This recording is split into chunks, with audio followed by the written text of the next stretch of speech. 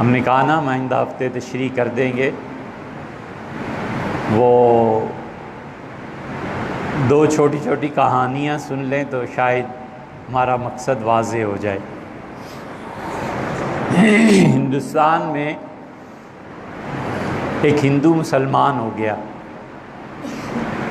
تو ہندوؤں کے ہاں ان کی مذہبی رسومات کے مطابق ہر دن اشنان کرنا ہوتا ہے، تو مسلمان ہو گیا بیچارہ شام کو، اور صبح جو گیا گڑوی اٹھائے تو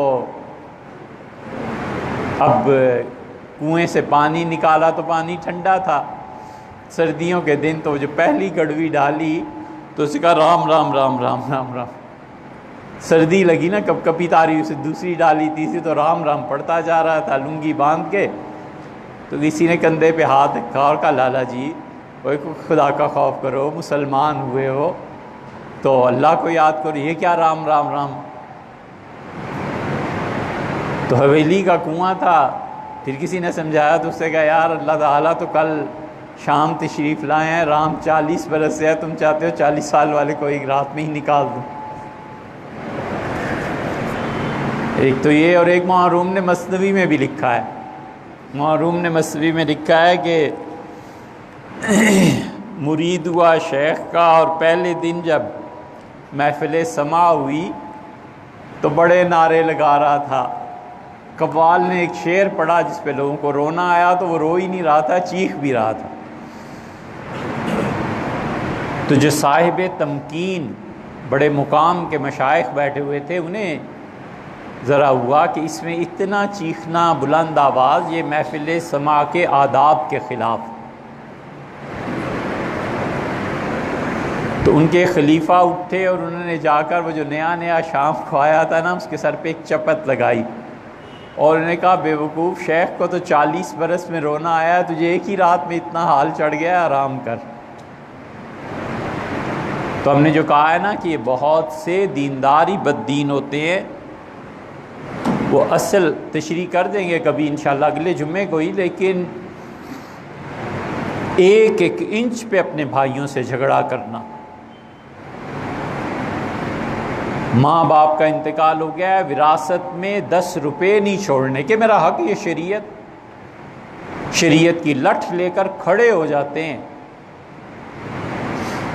بیٹا ہے، فرما بردار ہے، اچھا خاصا مانتا ہے، سنتا ہے، نماز پڑھتا ہے، ایک کال جو کسی غیر محرم کی آ گئی اور پتہ چل گیا ابا کو، تو ساری شریعت آج نافذ کر کے رہنی ہے، اور جتنے حرام ہونے کے دلائل ہیں ساری کتاب و سنت پیش کر دیں۔ جو دین جس سے ساری زندگی خود غافل رہے، اور کوئی 40-50 سال کی عمر میں جا کے توفیق نافذ ہوئی، 16 سال کے بچے کو پہلے دن حضرت جنید بغدادی کے مقام پہ کھڑا کرنا ہے، یہ بے دینی نہیں تو اور کیا؟ اور اپنے نفس کے کبر کی تسکین کے لیے شریعت کا سہارا لینا ہے۔ اچھی طرح جانتا ہے کہ شریعت کا حکم مجھے معلوم ہے کہ نہیں ہے، لیکن چونکہ اسے نیچا دکھانا ہے نا اپنے مخالف کو، تو لہٰذا شریعت کا سہارا لو۔ اچھی طرح جانتا ہے کہ محلے میں سیٹھ صاحب نے اچھی کوٹھی بنا لی، اللہ مبارک کرے یار، بہت اچھا ہے، 10 کوٹھیاں بنائیں، اے سی لگائیں، رہیں، آپ کو کیا اس سے ہے؟ لیکن مولوی صاحب کو جا کے کہنا کہ آج جمعے کی تقریر نہ پکے مکانات کے خلاف کرنی ہے، شریعت میں حکم ہے، حضور صلی اللہ علیہ وسلم نے فرمایا بدترین مال ہے جو تعمیرات میں خرچ ہوتا ہے۔ یہ اس سے کوئی پوچھے کہ حضرت تعمیر اگر آپ کی ہوتی تو پھر کیا ہوتا؟ اس لیے دین کا سہارا لے کر جو لوگوں کو رسوا کرتے ہیں نا، یہ دیندار لوگ ایسے سب سے بڑے بے دین یہ خود ہیں، اپنا نفس تو مرا ہوا نہیں ہوتا، اپنے نفس کی تو اصلاح ہوئی بھی نہیں ہوتی، لوگوں سے جا کر شریعت کے ان تقاضوں کو سامنے رکھنا ہے جو ایک آدمی نہیں ادا کر سکتا، بھائی نہیں ہے۔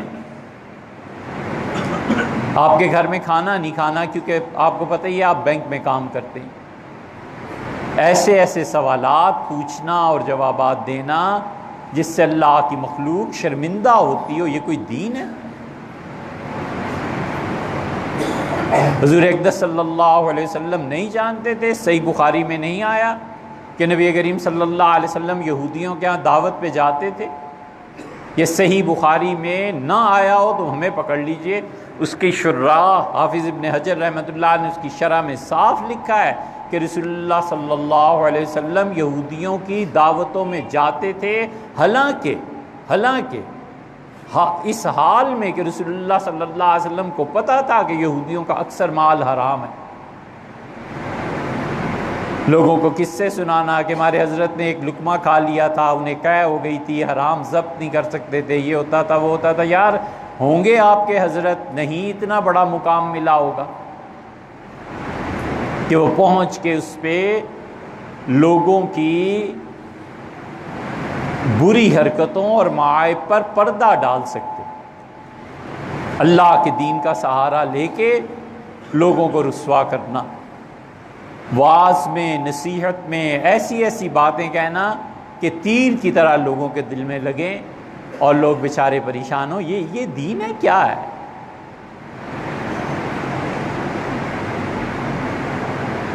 دینداری تو اس حسن ظن کا نام ہے کہ دوسرے کے گناہ کی بھی توجیہ کر سکے۔ حضرت سعد رضی اللہ عنہ جیسے جنتی آدمی، اور سعد رضی اللہ عنہ حضور صلی اللہ علیہ وسلم نے سعد کے لیے دعا کی، ماسٹر کی ہاتھ میں دے دی، فرمایا اللہ سعد ہاتھ پھیلائے تو اسے رد نہ کر، ماسٹر کی۔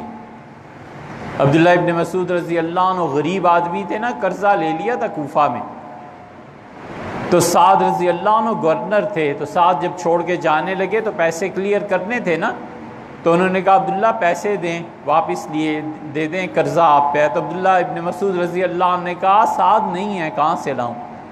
تو حضرت سعد رضی اللہ عنہ نے خدا کے خوف سے ہاتھ اٹھا لیے کہ اللہ مجھے اس پہ نہ پکڑنا کہ میں نے قرضہ دیا تھا پبلک کو اور واپس نہیں کر سکا۔ انہوں نے جو ہاتھ اٹھائے تو ابن مسعود نے ہاتھ پکڑ لیے۔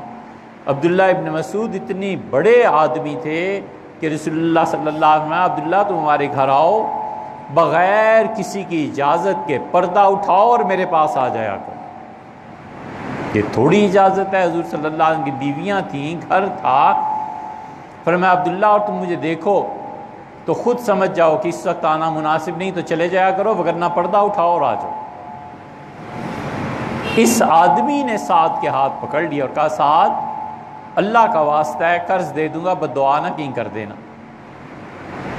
اس شان کے آدمی، اتنے بڑے آدمی، اور انہوں نے لکھ بھیجا حضرت عمر رضی اللہ عنہ کو کہ میرے غلام نے چین سے ایک آئینہ آیا تھا، اور چین کا آئینہ بڑا، جیسے آج کل بیلجیم کے آئینے بڑے خوبصورت ہوتے ہیں، انہوں نے کہا حضرت اس کا ہاتھ کاٹ دیں، 60 درہم کی چوری اس نے کی ہے۔ سیدنا عمر رضی اللہ عنہ، یہ ہے دینداری۔ لکھا سعد غلام بھی تمہارا، پیسے بھی تمہارے، آئینہ بھی تمہارا، خدمت گزار بھی تمہارا، ایسی باتوں پہ ہاتھ نہیں کاٹا کرتے، چھوڑو اس کو۔ توجیہ کر دی نا، تعویل کر دی نا۔ اجتہادی اعتبار سے تعویل کا کیا مقام ہے یہ مجتہدین جانے، لیکن دوسرے کے گناہ کی ایسی توجیہ کر دینا، چوری کی ہے اور یار کیا کرتا، مر جاتا بھوکا، چوری کیا چلو کوئی نہیں، نہ رپورٹ نہ کراؤ، یہ لے لو پیسے مجھ سے، یار ہم محلے والے پورا کر دیتے ہیں، نہ کرو بچہ خراب ہو جائے۔ کیا کیا ہے اس نے؟ نشہ کر لیا ہے، کوئی بات ہو جاتا ہے، نفسیاتی بیماری ہو گئی نا، کوئی بات نہیں بیٹے، آؤ ہمارے ساتھ بیٹھا کرو، ہم تمہیں کچھ دے دیں گے۔ یہ ہے لوگوں کی اصلاح، کہ ان کے معائب کی توجیہ۔ امام ابو حنیفہ رحمۃ اللہ علیہ فیصلہ کرنا پڑ گیا تھا، اور مسئلہ کیا تھا؟ 1 تولہ سونا۔ اس نے کہا، امام صاحب رحمۃ اللہ نے فرمایا تمہارا تھا؟ اس نے کہا میرا تھا۔ اس نے کہا میرا تھا؟ فرمایا اب تو قسم ہوگی، گواہی کسی کے پاس بھی نہیں ہے۔ امام صاحب رحمۃ اللہ علیہ خاموشی سے اٹھے اور 1 تولہ سونا گھر سے لا کر اس کے ہاتھ پہ رکھا اور فرمایا لے جا، تیرا نقصان پورا ہو گیا۔ اس نے کہا حضرت انصاف، انہوں نے کہا یہ انصاف سے بھی بڑی چیز ہے، پروردگار عالم اللہ کا نام ایسے قسموں میں نہیں لیا کرتے، اللہ بڑی عظمت والا ہے، لے جا، میں کسی سے قسم نہیں کھلاتا۔ یہ اسلام ہے، یہ دین ہے۔ صحابہ کرام رضی اللہ عنہ اتنے بڑے لوگ تھے کہ عین حالت گناہ میں دیکھ کے بھی چپ ہو جاتے تھے، تعویل کر لیتے تھے کہ ہوگی کوئی ضرورت بھی، اس کا مسئلہ ہوگا، چھوڑو اس بات۔ سیدنا عمر رضی اللہ عنہ جیسا آدمی مدینہ منورہ آ کے پکڑ لیا ایک آدمی نے، امیر المومنین انصاف کریں۔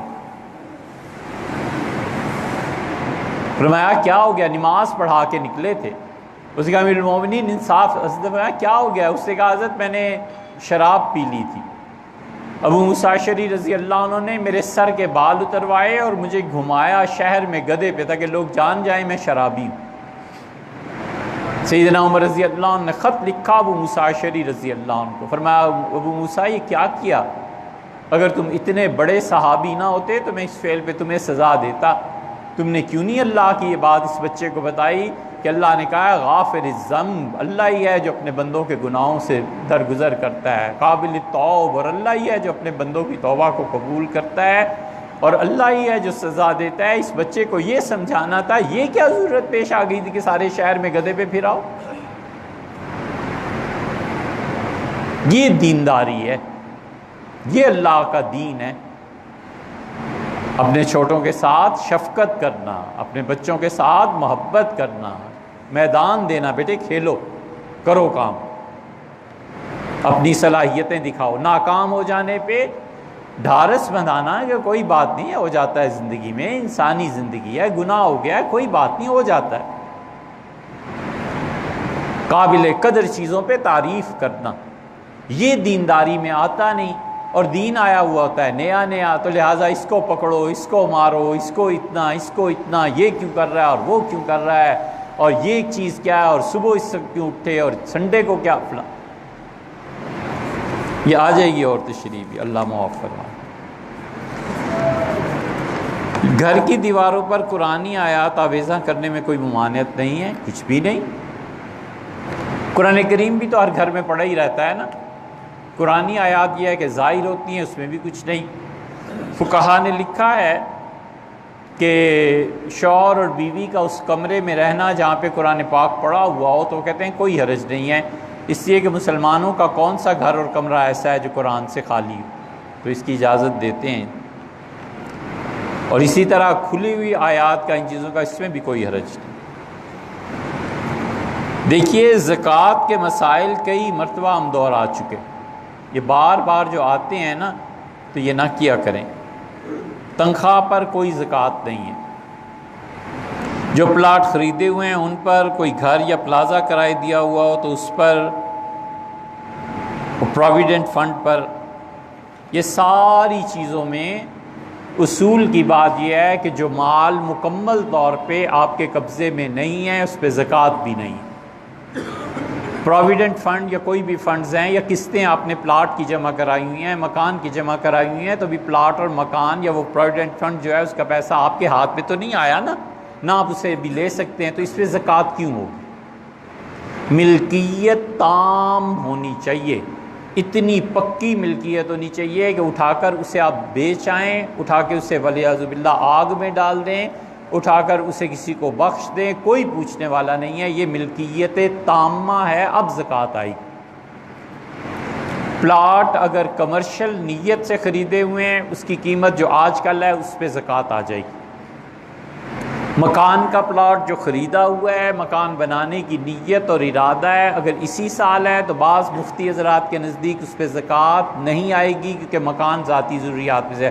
بعض کہتے ہیں کہ جس سال خریدا ہے اس سال زکوٰۃ نہیں آئے گی، آئندہ سالوں میں آئے گی۔ دونوں فتوے ہیں، دونوں طرف بزرگ ہیں، ان کے دلائل ہیں، جس پہ بھی عمل کر لے انشاءاللہ خیر ہی خیر۔ جو پیسہ کمیٹی میں ڈالا ہوا ہے، 1 کروڑ کی کمیٹی نکلنی ہے، 3 سال کی کمیٹی ہے، اب تک 30 لاکھ دے چکا ہے، کوئی زکوٰۃ نہیں ہے۔ وہ جب کروڑ روپیہ آئے گا اور وہ زکوٰۃ دینے کی تاریخ کو آپ کے پاس ہوگا تب زکوٰۃ آئے گی، ورنہ کوئی نہیں۔ 15 شعبان کو کمیٹی نکل آئی، کروڑ روپیہ مل گیا، زکوٰۃ دیتا ہے 10 رمضان کو، 10 رمضان تک 1 کروڑ اس نے رہنے ہی نہیں دیا، تو اب کس بات کی زکوٰۃ ہے؟ کچھ بھی نہیں۔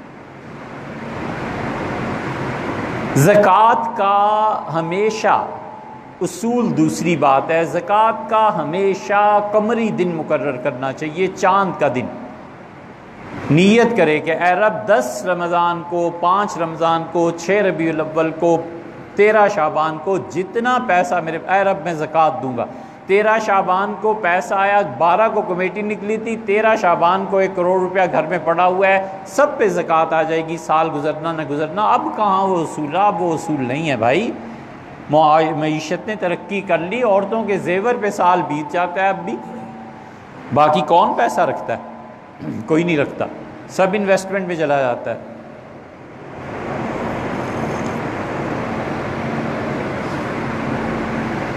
جو ضروریات زندگی ہیں ان پہ زکوٰۃ نہیں ہے۔ ضروریات زندگی میں سے مثلاً گھر ہے، اس پہ کوئی زکوٰۃ نہیں، اس کا کرایہ آتا ہے، اس پہ زکوٰۃ۔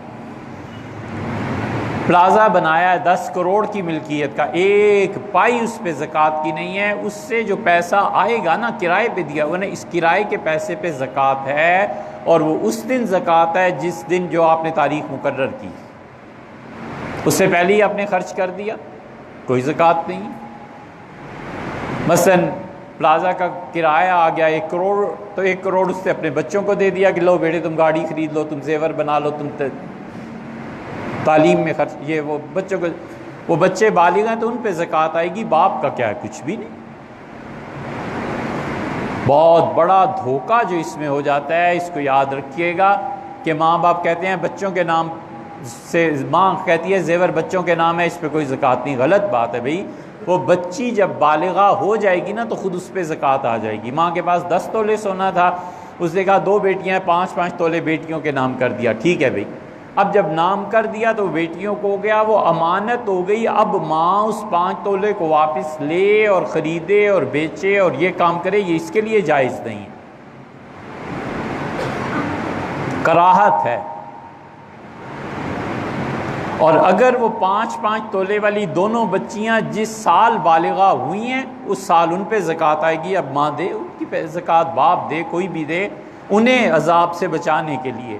اگر وہ زکوٰۃ نہ دیں اور گناہ کا مرتکب ہوں تو ماں بھی شامل اس وجہ سے ہوگی کہ ان بیچاریوں کے پاس تو پیسہ نہیں نا، وہ کہاں سے زکوٰۃ دیں گی، ماں باپ کو ہی دینی ہے۔ اسے جو یہ جو کرتے ہیں یہ ٹھیک نہیں ہے۔ بچے جب بڑے ہو جاتے ہیں تو زکوٰۃ ان پہ بھی ہو جاتی ہے۔ اس لیے دین پہ عمل کرنا ہو نا، اور اللہ نے توفیق دے رکھی ہو، تو 50,000 بچے کو دے دیا، بیٹے یہ ہے آپ کا پیسہ، بینک اکاؤنٹ میں رکھواؤ، بیٹی یہ آپ کا پیسہ ہے، 50,000 رکھواؤ، صدقہ فطر اپنے پاس سے ادا کرنا، میں نہیں دوں گا۔ قربانی آ رہی ہے، دوستوں کے ساتھ جاؤ، میرے ساتھ چلو، خود اپنا دمبا خریدو، بکرا خریدو، بیٹے قربانی کریں، اور مسجد میں حصہ بھی پڑ رہا ہے، حصہ ڈالو۔ زکوٰۃ آ رہی ہے، یہ آپ کا شرعی فریضہ ہے۔ دیکھ لیں اس سال اسٹیٹ بینک نے 52 تولے چاندی کتنی قرار دی ہے۔ یہ تربیت ہے بچوں کی، اگلی نسل کی، آپ اس طرح تربیت کریں۔ اسے کہیں بیٹے یہ دیکھ لیں، آج اخبار میں آ گیا ہے 35,000 36,000 آپ کے پاس ہے، بینک میں 36,000 ہے، زکوٰۃ کی کیا تاریخ مقرر کی ہے؟ یہ تاریخ ہے۔ یہ تیسرا شرعی فریضہ ہے آپ کا، بیٹے آپ اپنی زکوٰۃ 2.5% کے حساب سے ادا کیجئے، خود دے دیجئے کسی غریب کو، مجھے دیجئے، ماں کو دیجئے، کسی کو دیجئے، یہ زکوٰۃ ادا کرو۔ بچوں کی اس طرح سے تربیت کرنی چاہیے کہ اسے مالک بنا کر جب وہ بالغ ہو جائے تو اپنا کچھ پیسہ اس کے نام ٹرانسفر کر دیا جائے، اور شرعی جو چیزیں ہیں اس کو بتائی جائیں کہ بیٹے اتنی زکوٰۃ ہے، اتنا فطرانہ ہے، اتنا آپ کا یہ قربانی کا خرچہ ہے، یہ ہے شریعت نے جو آپ پہ مقرر کیا ہے۔ اور خدا نہ خواستہ اللہ نہ کرے کوئی زلزلہ سیلاب آ جائے تو بیٹے کو بتانا چاہیے کہ بیٹے کچھ پیسے اس میں بھی دینے ہیں، اس لیے کہ یہ قومی طور پہ مصیبت آ گئی ہے۔ اور حضور اقدس صلی اللہ علیہ وسلم جب قدرتی آفات آ جاتی تھیں تو اس میں لوگوں کی مدد کیا کرتے تھے۔ صحیح بخاری میں آتا ہے، ام المومنین حضرت خدیجہ رضی اللہ عنہا نے کہا کہ انک لتحمل الکل، اور اللہ کے رسول، اللہ آپ کو کیسے تنہا چھوڑ دے گا؟ جب مصیبتیں آتی ہیں، لوگوں پہ قدرتی آفات آتی ہیں تو آپ تو لوگوں کی مدد کرتے ہیں، آپ ان کا بوجھ اٹھاتے ہیں۔ ام المومنین خدیجہ رضی اللہ عنہا نے 5 جملے کہے، واللہ عالم، لیکن ایسے لگتا ہے جیسے اللہ ہی نے ان کی زبان پہ جاری کرا دی۔ حضور صلی اللہ علیہ وسلم فرمایا اس طرح میرے ساتھ ہوا ہے، وَلَقَدْ خَشِيتُ عَلَىٰ نَفْسِي، میرا خیال ہے میری زندگی ختم ہو جائے گی، عائشہ اتنا شدید بوجھ مجھ پہ آیا ہے۔ جبریل امین کا آنا کوئی معمولی بات نہیں، جبریل امین آئیں گے ابھی اس رمضان میں، ہر سال رمضان میں آتے ہیں۔ جبریل پورے آتے ہیں زمین پہ یا آدھے آتے ہیں یا چوتھائی آتے ہیں، یہ ایک بڑا مسئلہ ہے، لوگ سمجھ نہیں سکتے، نہیں تو ہم کسی دن بیان کرتے، جبریل کبھی کبھی پورے نہیں آتے یہاں۔ حضور اقدس صلی اللہ علیہ وسلم کے پاس 2 مرتبہ آپ نے فرمایا میں نے انہیں کل اصلی حالت میں دیکھا ہے۔ آپ نے فرمایا ایک مرتبہ جب جبریل آئے پہلی بار، اور دوسری مرتبہ میں نے جبریل کو دیکھا جب وہ مجھے معراج پہ لے جا رہے تھے تو 600 جناح، 600 سے زیادہ تو اس کے پر تھے، اور فرمایا افق بھرا ہوا تھا جبریل امین سے۔ جبریل تمام انبیاء علیہ السلام کے معلم با ایمان ہے کہ ہر ایک پر وہی یہی لے کے آتے رہے، موسیٰ اور عیسیٰ علیہ السلام پر بھی وہی یہی لے کے آتے رہے۔ اسی لیے ورقہ ابن نوفل رضی اللہ عنہ نے کہا کہ ھذا الناموس الذی نزل اللہ علی موسیٰ، اللہ کے رسول یہ وہی عزت والی چیز ہے، یہ وہی شرف اور بزرگی والا فرشتہ ہے جو آپ پہ آیا ہے، جو موسیٰ کے پاس بھی آیا تھا۔ اور اگر یہ سب چیزیں درست ہیں تو وہ دن آئے گا جب آپ کی قوم مکہ والے آپ کو یہاں سے نکال دیں گے۔ حضور اقدس صلی اللہ علیہ وسلم نے تعجب سے، فکرہ محاورہ ہے کہ دانتوں میں انگلی دے لی، فرمایا وہ مخرجیہ ہوں، مجھے نکالیں گے مکہ والے، کیوں؟ لیتنی اکون جزعا، کاش محمد صلی اللہ علیہ وسلم میں اس وقت 25-30 سال کا لڑکا جوان ہوتا، لیتنی اکون جزعا، اور کاش مجھ میں طاقت ہوتی تو میں مکہ والوں کو منع کر دیتا اور تمہیں اس شہر میں رہنے دیتا۔ آپ نے فرمایا وہ مخرج، میرا کیا قصور ہوگا، کیوں نکالیں گے؟ اس نے کہا جہاں بھی یہ فرشتہ آتا ہے نا اس آدمی کو اپنا آبائی گھر چھوڑنا پڑتا ہے۔ یہ دیکھو فکرہ کیا ہے، اس نے کہا جہاں بھی یہ فرشتہ، یہ بخاری میں آیا ہے روایت، امام بخاری رحمۃ اللہ کئی جگہ لائے، اس نے کہا جہاں بھی یہ جبریل آتا ہے نا اس آدمی کو اپنا گھر چھوڑنا پڑتا ہے۔ مسلمانوں نے اس حدیث کو پڑھا تو انہوں نے کہا، انہوں نے حضور صلی اللہ علیہ وسلم کو بتایا کہ جبریل امین کے آنے کی برکات ایسی ہیں کہ وہ نبوت کے ساتھ آتے ہیں اور نبی کو ہجرت کرنا پڑتی ہے۔ یہی فکرہ جب عیسائیوں نے لکھا تو انہوں نے کہا ایسا منحوس فرشتہ ہے کہ جو آ جائے تو آبائی وطن چھوڑنا پڑتا ہے، ولیعذ باللہ۔ بات ایک ہی ہے، دیکھنے کے انداز میں کیسا فرق ہے۔ تو اس لیے جبریل امین کو اصل حالت میں لوگوں نے نہیں دیکھا، پورے آتے ہیں یا آدھے آتے ہیں ایک الگ مسئلہ ہے۔ ابن عربی نے بحث کی ہے جی، زمین پہ آ کے کرتے ہیں، ہاں زمین پہ آ کے کرتے ہیں، جس کو نظر آ جاتے ہیں اس کی تو بینائی چلی جاتی ہے۔ جبریل جب دنیا میں آتے ہیں جس آدمی کو نظر آ جاتے ہیں آخری عمر میں وہ نابینا ہو جاتا ہے۔ جبریل امین آتے ہیں اور کیا کرتے ہیں، یہ تو گھنٹے بھر، اچھا چھوڑیے اس بات۔ حضرت خدیجہ رضی اللہ عنہ نے کہا انک لتکرئ الضیف، آپ مہمانوں کی عزت کرتے ہیں، تکسب المعدوم، جن کی نوکریاں نہیں نہ رہتی ان کو نوکری پہ لگاتے ہیں۔ یہ صحابہ کرام رضی اللہ عنہ کا شیوا تھا، مزدوری ختم ہو گئی، اب اس آدمی کا کوئی نہیں رہا، سیدنا عمر رضی اللہ عنہ کوئی کام ڈھونڈ کے فرما دیتے تھے اچھا یہ کرتے رہو۔ ایسے بھی بزرگ گزرے جنہوں نے کہا اچھا ہمارے دروازے پہ بیٹھے رہا کرو یار، کوئی بات نہیں، کوئی کام آیا بتا دیں گے، ہم سے تنخواہ لیتے رہو۔ معاشرے میں بے روزگاری میں کمی کرنے کا ایک طریقہ، وَتَعِينُوا عَلَىٰ نَوَائِبِ الْحَقِّ، اور اللہ کے نبی آپ تو لوگوں کی مدد کرتے ہیں جب ان پہ مصیبتیں آ جاتی ہیں۔ تحمل الکل، عورتوں کا بوجھ آپ اٹھاتے ہیں، خاندان میں بیوہ ہو جاتی ہیں، طلاق ہو جاتی ہے، بچیاں لے کے قریش کی لڑکیاں گھر واپس آ جاتے ہیں، انک لتحمل الکل، اور آپ ان بچیوں کے رزق کا بندوبست کرتے ہیں۔ واللہ ما یخزیک اللہ ابدا، خدا کی قسم جو ایسے عظیم کردار کا آدمی ہو بھلا اللہ اسے چھوڑ دے گا، اللہ اسے رسوا کرے گا؟ یہ ہے چیز۔ تو اس لیے یہ جو کچھ آپ نے زکوٰۃ کے بارے میں لکھا ہے نا، زکوٰۃ میں جب پیسے کرائے پر آتے ہیں تو یہ ہے، اور بچوں کی تربیت کا طریقہ یہ ہے کہ 50,000 فرض کیجئے اسٹیٹ بینک نے اس مرتبہ 40,000 مقرر کرتا ہے، شاید 35-38,000 ہوں گے 52 تولے قیمت، اس سے زیادہ بچے کے اکاؤنٹ میں داخل کر کے کہا بیٹے یہ آپ کے فرائض ہیں، انہیں پورا کرو۔ بیوی کے پاس کتنا زیور ہے، شادی ہو گئی نا، اتنا زیور ہے، اس کی زکوٰۃ اس سے دو، خود کرو، تاکہ اس کو عمر بھر کے لیے تربیت ہو جائے، اور آپ جب قبر میں پہنچیں تو وہاں بھی ثواب ملتا رہے۔ صحیح بخاری میں آیا ہے جنت میں درجہ بلند کیا جاتا ہے، اور پھر آدمی حیرت سے پوچھتا ہے کہ میرے پروردگار، میرے تو نیکیاں ختم ہو گئیں، اب میرا جنت میں ایک درجہ کیسے بلند ہو رہا ہے؟ اللہ تعالیٰ فرماتے ہیں وَلَدٌ صَالِحٌ يَدْعُو لَكَ، وہ جو نیک اولاد چھوڑ کے آئے ہو نا، وہ دعا مانگ رہی ہے تمہارے لیے، اس سے ہم نے قبول کر کے جنت میں درجہ بلند کر دیا۔ یہ کرنا چاہیے۔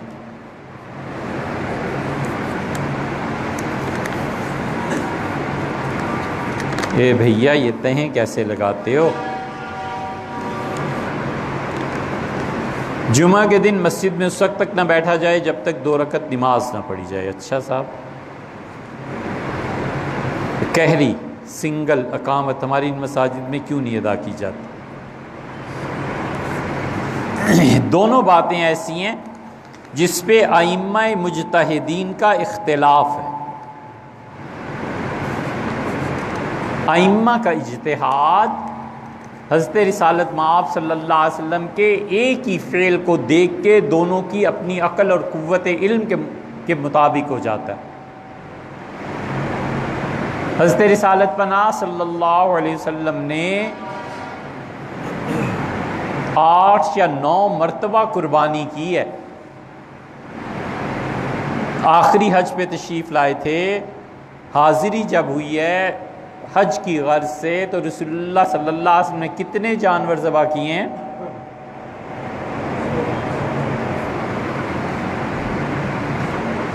لوگ بھی اپنے آپ کو مرد کہتے ہیں۔ حضور اقدس صلی اللہ علیہ وسلم کی عمر شریف 63 سال تھی، 63 اونٹ اپنے دست مبارک سے ایسے کاٹے ہیں۔ 10 دمبے 63 برس کا ہونا، اسے کہو حضرت 10 دمبے ذرا کر دیں قربانی تو کمر جھک جائے اس کی۔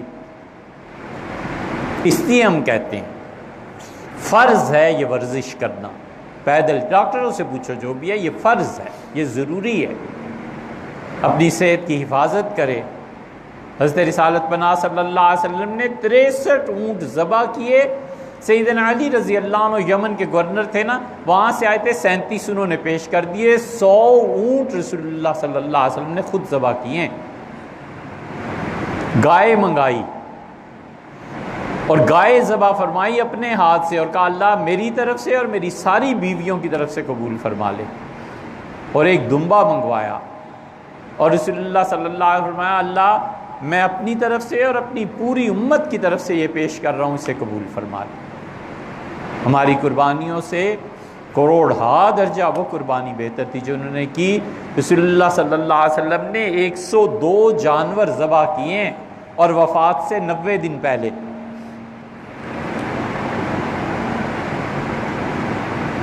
اس لیے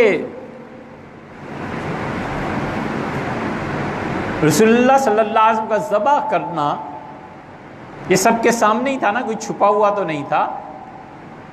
اس فعل سے حضرت بلال رضی اللہ عنہ یہ سمجھے کہ ایک جانور اللہ کی راہ میں دینا ہے، لہٰذا جب عید کا موقع آیا تو حضرت بلال رضی اللہ عنہ نے ایک مرغی خریدی اور ذبح کی، اور کہا اللہ میری طرف سے قربانی۔ یہی چیز عبداللہ ابن عباس نے دیکھی، اور عبداللہ ابن عباس رضی اللہ عنہ عید کی نماز پڑھ کے آئے اور اپنے نوکر سے کہا جاؤ بازار میں دیکھو گوشت بک رہا ہے۔ انہوں نے کہا حضرت بک رہا ہے۔ فرمایا اتنے گوشت اتنے کلو اتنے من لے آؤ، اور پھر گوشت آیا تو فرمایا سب میں تقسیم کر دو۔ حضور صلی اللہ علیہ وسلم گوشت تقسیم کرتے تھے۔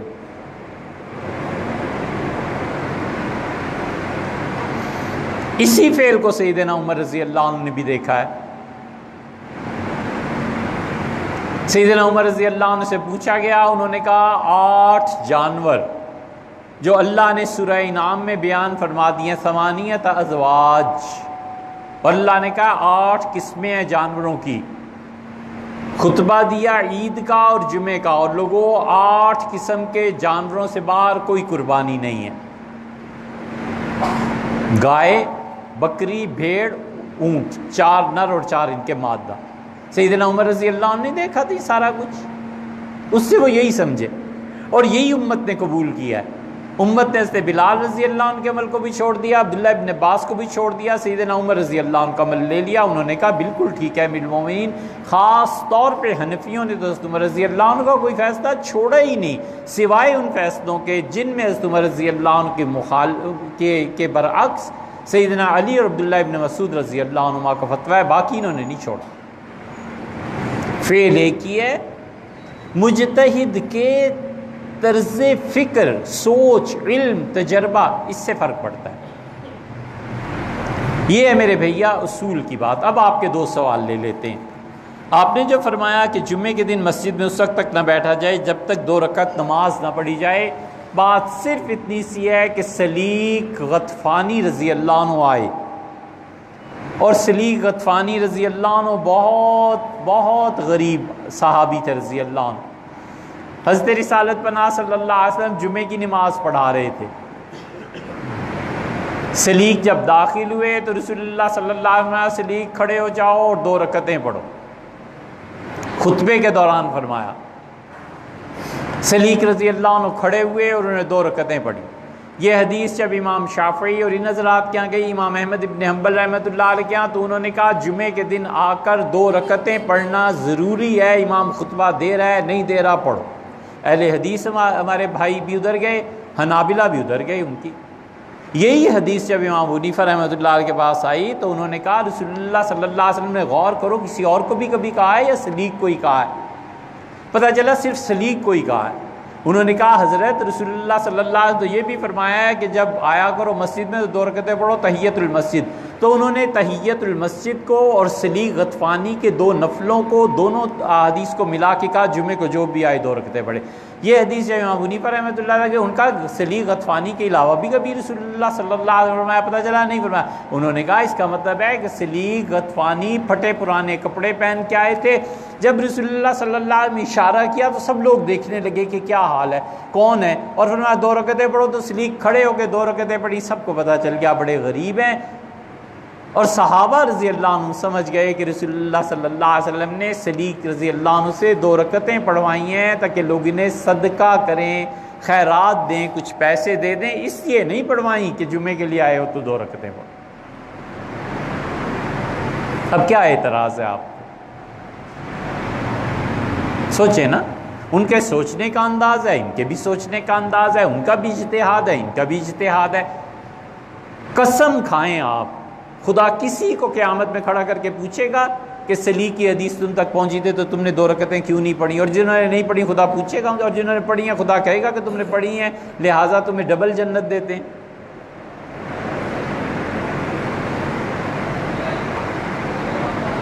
کیوں ایسے اجتہادی مسائل کو چھیڑتے ہیں؟ اللہ نے امت میں یہ اختلاف رکھا ہے، اللہ کا شکر ہے، اسی میں خیر ہے، اسی لیے کوئی پڑھتا ہے، ہم کیوں منع کریں؟ سلیق غطفانی رضی اللہ عنہ نہیں پڑھی تھی، نہیں پڑھتا اور بیٹھ جاتا ہے، آخر مصیبت کیا ہے اعتراض کرنے کی؟ دین کو جڑ سے اکھیڑ دیتا ہے اور آدمی کو برباد کر دیتا ہے یہ اعتراض۔ جب گئے گھر میں اعتراض، اماں کیا پکایا؟ یہ پکایا، کیوں پکایا ہے؟ یا اللہ روز کا عذاب ہے، تم ہوٹل سے اپنا کھانا لے آیا کرو بھی۔ ہر روز اعتراض ہے، یہ کیوں کپڑے پہنے ہیں؟ یہ بھی پہنے ہیں، اس کی خوشی ہے، بیوی ہے، اس کا جی چاہتا ہے اس رنگ کو پہنے، آپ کو کیا اعتراض ہے؟ ہر روز اعتراض۔ یہ اعتراض دنیا میں تو برباد کرتے ہی کرتا ہے، آخرت میں بھی رسوا کرے گا۔ اور یہ اعتراض بڑھتے بڑھتے، اللہ نہ کرے آپ اس حد تک پہنچے ہوں، اتنا بڑھ جاتا ہے کہ دل ہی دل میں اللہ کو گالیاں دینے لگتا ہے۔ یہ بہت لوگوں نے ہمیں لکھا کہ میں دل میں اللہ کو گالیاں دیتا ہوں، اس کی جڑ اعتراض ہے۔ اللہ کو گالیاں اس لیے دیتا ہے کہ اللہ آج اتنی دھوپ کیوں ہے؟ آج میں نے آفس جانا تھا، چھتری ہے نہیں، تمہیں نہیں معلوم اللہ آج بارش کیوں کر دی؟ یہ اعتراض ہی ہے جو دین اور دنیا کو برباد کر دیتا ہے۔ کبھی تو حسن ظن سے کام لو۔ بچہ دیر سے آیا، نرمی سے بھی تو بیٹے آج دیر ہو گئی، خیریت تھی۔ بیٹے کو 2 مرتبہ ماں نے کہا بیٹے یہ کھا لیں یہ کھا لیں، ماں کی محبت ہے نا، مجبور کرتی ہے بیٹے یہ لے لو بیٹے یہ لے لو۔ اب وہ ہے کہ نواب بناؤ۔ کیوں پوچھتی ہیں آپ؟ جس دن نہ پوچھنے والا کوئی رہا نا، اگر شرم ہوئی تو اس دن قدر آئے گی کہ کوئی تو کہتا تھا کھا لو، کوئی تو کہتا تھا آج رک جاؤ، کوئی تو کہتا تھا یار 5 منٹ انتظار، کوئی تو فون کرتا تھا نا۔ ڈرنا اس دن سے چاہیے جس دن انتظار کرنے والے مر جائیں گے۔ ادب نہیں ہے نا، انسانیت نہیں ہے، اخلاق نہیں۔ اس سے کیا اعتراض ہے؟ 2 نفل پڑھے، بسم اللہ ضرور پڑھو یار۔ صحابہ رضی اللہ عنہ بات پڑھ، نہیں پڑھتا تو بھی ٹھیک ہے۔ اچھا اب آ گیا دوسرا آپ کا مسئلہ کہ سنگل اقامت ہماری ان مساجد میں کیوں نہیں کی جاتی۔ اس کی بھی بنا ہوئی ہے۔ اعتراض کیا ہے آخر سنگل اقامت پہ اور ڈبل اقامت پہ؟ اگر کوئی سنگل پڑھتا ہے تو مسئلہ کیا ہے؟ ڈبل پڑھتا ہے تو اس کو جنت مل جائے گی زیادہ بڑی۔ حضور اقدس صلی اللہ علیہ وسلم نے ابو محذورہ رضی اللہ عنہ، ان کی حدیث میں آتا ہے، ابو محذورہ رضی اللہ عنہ کہتے ہیں ہم 3 دوست تھے، لڑکے تھے، اور نبی کریم صلی اللہ علیہ وسلم تبوک میں آئے، اور جب اذان ہوئی رسول اللہ صلی اللہ علیہ وسلم نے دی تو ہم پہاڑ کی چوٹی پہ تھے، ہم نے کہا انہیں پتھر ماریں، انہیں نقصان پہنچائیں۔ حضرت بلال رضی اللہ عنہ نے جب اذان شروع کی تو انہوں نے کہا اللہ اکبر اللہ اکبر۔ ہم نے اوپر سے مذاق اڑایا، ٹھٹھا ہنسی، خوب ہنسے، ہم نے بھی کہا اللہ اکبر اللہ اکبر۔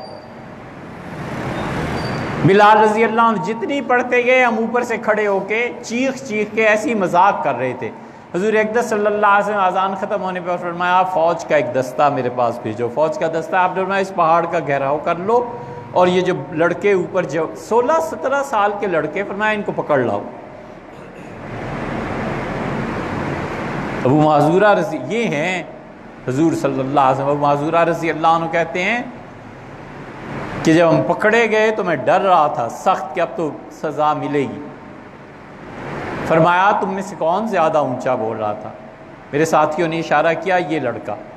مجھے اپنے قریب کیا، اور قریب بھی اس طرح کیا کہ میری پیشانی کے بال، پوری لٹ بالوں کی اپنی انگلیوں میں پکڑ لی مضبوطی سے اور ذرا سا کھینچا، میں قریب ہو گیا۔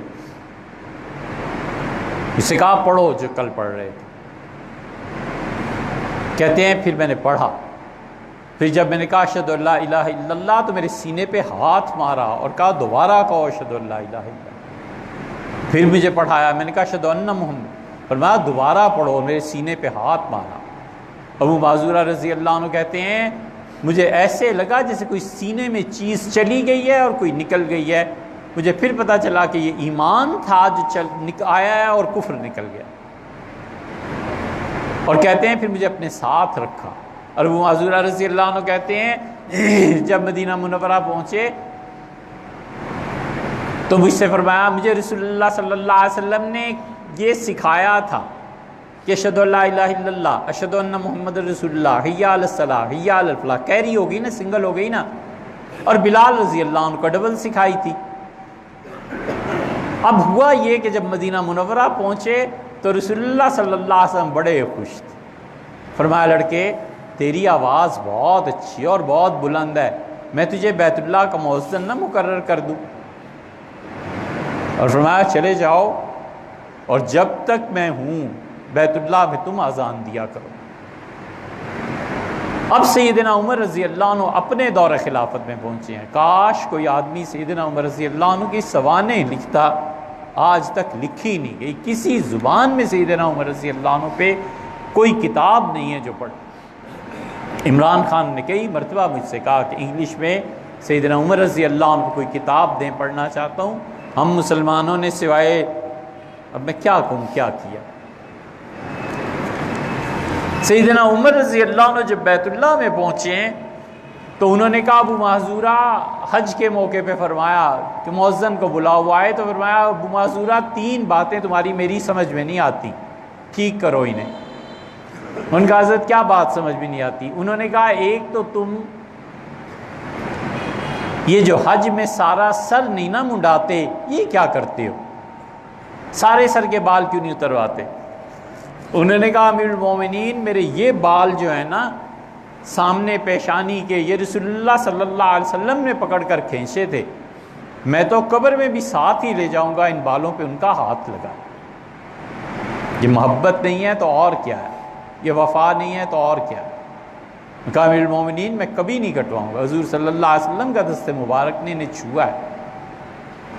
انہوں نے کہا ابو معذورہ دوسری بات یہ ہے کہ تم سنگل اقامت کہتے ہو، بلال ڈبل کہتے ہیں، وہی رسول اللہ صلی اللہ علیہ وسلم نے سکھائی تھی۔ ان کا نہیں امیر المومنین، مجھے حضرت نے ایک ہی بار کہا تھا، اور جب دوبارہ کہا پڑھو تو وہ میرا اقرار تھا، ایمان کے لیے اقرار تھا، اقامت کا تھوڑا ہی تھا، یہ میں سمجھاؤں، یہ ان کی مراد ہے، میں سنگل کہوں گا۔ سیدنا عمر رضی اللہ عنہ نے کہا اچھا، اور کا تیسری بات فرمایا میں سوچ رہا تھا کہ ان دونوں باتوں کی وجہ سے تمہیں کیوں نہ اذان سے ہٹا دیا جائے، لوگ تمہیں دیکھتے ہیں بیت اللہ کا مؤذن ہے اور دین سیکھتے ہیں۔ انہوں نے کہا امیر المومنین آپ کہاں سے ہٹا دیں گے؟ حضور صلی اللہ علیہ وسلم سے فرمایا تھا میری ساری زندگی میں تو ان کی زندگی تک تو میں پورا رہا، اب آپ کہاں سے مجھے ہٹائیں گے؟ ان کی نافرمانی کرنی ہے۔ سیدنا عمر رضی اللہ عنہ چپ ہو گئے اور فرمایا جیسے تمہارا جی چاہے۔ ابو معذورہ رضی اللہ عنہ کہتے تھے سنگل اقامت، بلال رضی اللہ عنہ ڈبل کہتے تھے۔ حنفیوں نے حضرت بلال رضی اللہ عنہ کو ترجیح دی کیونکہ وہ کہتے ہیں کہ سارے صحابہ رضی اللہ عنہ ویسے ہی کہتے تھے۔ مجھے ایک صحابی بتائیں جس نے حضرت بلال سے کہا ہو کہ کہری کہا کرو اور ابو معذورہ سے کہا ہو کہ تم ڈبل کہا کرو رضی اللہ عنہ، سارے آرام سے جیتے تھے، کوئی اعتراض نہیں ہوتا تھا۔ کسی ایسے سوال کی ضرورت یوں پیش آتی ہے آپ جینے دو یار، لوگوں کو کھلی ذہنیت کے ساتھ جینے دو، امن کرو، چین کرو، شکر کرو کوئی نماز پڑھنے آتا ہے۔ انہیں بھی اب مسجد سے بھگانا ہے جو ڈبل اقامت کہتے ہیں اور سنگل کہتے ہیں، امت پہ فساد دلوانا ہے۔ آج گھر میں جا کے نا یہ حدیث لکھ لینا، ساری زندگی کام آئے گی، آخرت میں بھی کام آئے گی۔ حضرت رسالت پناہ صلی اللہ علیہ وسلم نے فرمایا الفتنۃ نائمۃ، لوگوں کی آزمائشیں سوئی ہوئی ہوتی ہیں، آزمائش سوئی ہوئی ہوتی ہے۔ بیوی نے بینگن پکا دیے ہیں نا، ماں کو بھی بینگن پسند نہیں ہے، یہ سویا ہوا ہے ابھی فتنہ،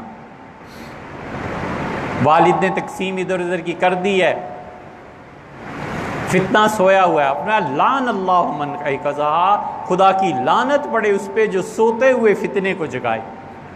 مت جگاؤ، چپ رہو، فتنہ سویا ہوا ہے، رشتہ آیا ہے، ہاں نہ ہو گئی ہے، اب اس کو پورے خاندان کا مسئلہ بنا لینا، یہ فتنہ ہے، گھر میں سب کی عزت برباد ہوگی، سب کا سکون برباد ہوگا۔ کیا ضرورت ہے ان سوئے ہوئے چیزوں کو اٹھانے کی؟ کیا ضرورت ہے ان مسائل کو چھیڑنے کی جس پہ ائمہ مجتہدین کی رائے مختلف تھی اور امت 1200-1300 سال پہ اس پہ عمل کرتی آ رہی ہے؟ نہ انہوں نے ان کو کچھ کہا، نہ انہوں نے ان کو کچھ کہا، نہ رفع یدین کرنے والوں نے کبھی یہ کہا کہ تم کیوں نہیں کرتے، جو کرتے ہیں انہوں نے نہیں کہا تم کیوں نہیں کرتے۔ کوفہ میں سیدنا علی رضی اللہ عنہ تشریف لائے تھے، جمعے کی نماز پڑھاتے تھے امیر المومنین 2 رکعتیں، اس کے بعد 4 رکعتیں، پھر 2 پڑھ لیتے تھے کبھی کبھی۔ عبداللہ ابن مسعود تشریف لائے تھے کوفہ میں، اور عبداللہ ابن مسعود لوگوں کو 2 رکعتیں پڑھاتے تھے، پھر 2 رکعتیں پڑھتے تھے، پھر 4 رکعتیں پڑھتے تھے۔ کسی نے نہیں کہا کہ علی آپ 4 پہلے پڑھتے ہیں تو 2 بعد میں، کسی نے نہیں کہا ابن مسعود 2 پہلے پڑھتے ہیں 4 بعد میں، کچھ کرتے ہیں کچھ نہیں، اور 2 چھوڑ دیتے تھے 4 پڑھتے تھے رضی اللہ تعالیٰ عنہ۔ کسی نے کچھ نہیں کہا، جینے دو لوگوں کو یار، نہ کرو نہ کرو، بس۔